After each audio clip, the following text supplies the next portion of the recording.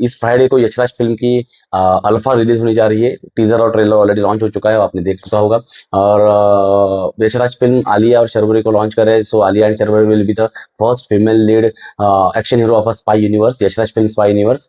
तो अगर आपने टीजर देखा तो यू कैन अंडरस्टूड कि इसमें आलिया भट्ट को पोर्ट्रे किया है या फिर आलिया भट्ट को दिखाया गया है कि जो उनके बॉबी देओल शायद उनको, जो उनके रियल पिताजी नहीं है, उन्होंने उनको कहीं से अडॉप्ट किया है या फिर चुरा लिया है बाय सम इंटेंशंस।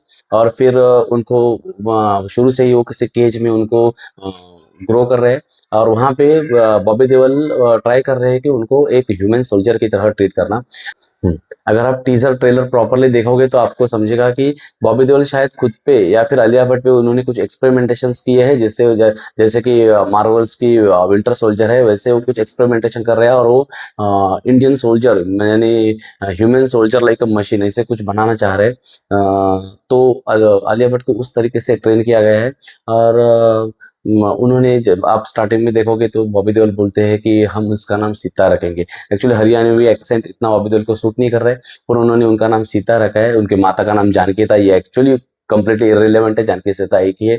तो रामायण ऐसे, जैसे कि सिंघम अगेन में वगैरह ट्राई किया गया था कि जिसमें रामायण से लिंक किया गया था, तो वैसे शायद यहाँ पे व्यूअर्स को अट्रैक्ट करने के लिए रामायण से लिंक करने का ट्राई किया है, पर वो थोड़ा वो उतना प्रॉपर लगता।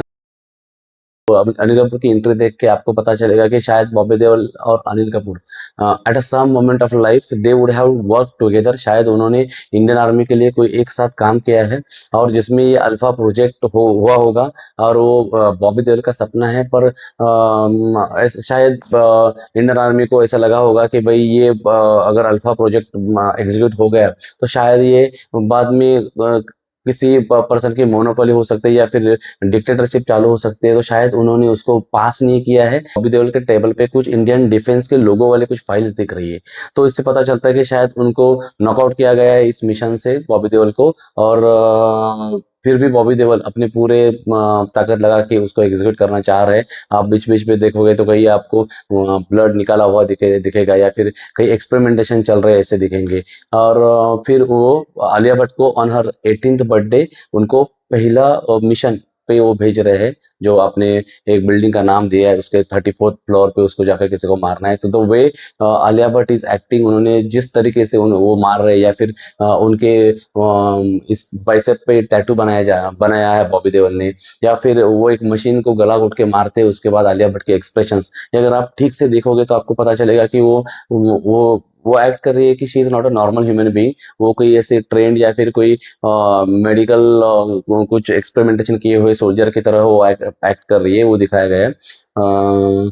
और अगर आपने देखा तो आलिया भट्ट एक्चुअली, उनका जो राजी वाला परफॉर्मेंस है वो इसमें नहीं दिख रहा है। शायद वो रोल उनको सूट नहीं कर रहा है, या फिर वो जिस तरह से एक्ट कर रही है वो थोड़ा मतलब शी इज लुकिंग लाइक एक थोड़ी छोटी लड़की को कोई बड़ा एक्शन रोल दे दिया ऐसा शायद लग रहा है। बट आपको पता है Alia is a best actor, जैसे कि उन्होंने राजी में दिखाया था, फिर और कोई बहुत सारे मूवीज है, तो हो सकता है कि वो आपको एक्चुअल मूवी में थोड़ा सरप्राइज कर दे। शर्वरी की एंट्री स्केटिंग पे होती है तो थोड़ा ग्लैमरस लुक दिया है।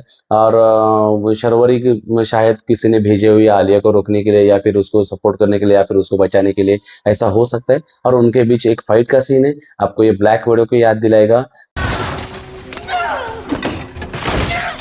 Stay down! Stay down! Stay down!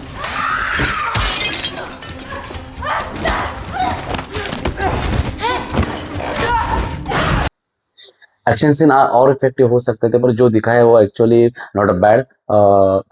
Alia और शर्वरी दोनों भी फुल फॉर्म में अपना अपना रोल निभा रहे हैं। वाईआरएफ की फिल्म होके भी कहीं भी आपको बीच पे कोई हीरोइन जस्ट ग्लैमर के लिए आइटम सॉन्ग कर रही है या फिर कोई डांस कर रही है, या फिर स्पाई का कोई लेडी स्पाई के साथ कुछ अफेयर चल रहा है उनका, जबरदस्ती वाला कोई डांस है, ऐसा कोई सीन दिखता नहीं। तो ये थोड़ा सा सेटिस्फाइंग है। दूसरी चीज की वाईआरएफ किसी फीमेल को as a lead spy universe में ले रही है, वो भी थोड़ा इनकरेजिंग है, इंडियन सिनेमा के लिए मोटिवेटिंग है। पर मूवीज ट्रेलर देख के ऐसा लग रहा है कि शायद उतनी हाई एक्सपेक्टेशंस अचीव कर पाएगी या नहीं, बट हम ये अभी बता नहीं सकते क्योंकि मूवी में तो ट्रेलर में तो हमने थोड़ा ही देखा है, पर मूवी में हमें एक्चुअल में पता चलेगा कि what is going to happen. तो बाकी सब ने अपना ट्रेलर में सबका प्लेसमेंट बहुत बढ़िया है। एक टिपिकल कंक्रीट का बंकर या फिर ऐसा स्टेशन जहाँ पे बॉबी देओल कुछ एक्सपेरिमेंटेशन कर रहे हैं, जो कि आजकल बहुत सारे स्पाई मूवीज में आपको देखने को मिलता है, जैसे हॉलीवुड में भी देखने को मिलता है, वो यहाँ भी देखने को मिलेगा। भाई लास्ट में जो ऋतिक रोशन की आंखें दिखाई गई है, भाई मजा आया। वो आपको सच में it is going to kill. War तो आप देखोगे तो शायद ऋतिक इतने एक्सलेंट नहीं लगे थे या फिर मूवी इतनी बढ़िया लेवल पे नहीं गई थी, फिर भी एक फैक्टर है ऋतिक रोशन का, जो उनके जो आई लास्ट में आईज दिखाते हैं, तो वो देख के आपको बहुत मजा आ जाता है। और उनका कुछ कैमियो है जिससे शायद कुछ हमें और इंटरेस्टिंग देखने मिलेगा। बीइंग ऑडियंस हमें भी थोड़ा ये देखना है कि female lead role as spy universe के एक्टर करके, तो we should also accept it. 3 जुलाई को मूवी रिलीज होगी, तो हम देखते हैं कि whether is going to fulfil our expectations और नॉट। Thank you.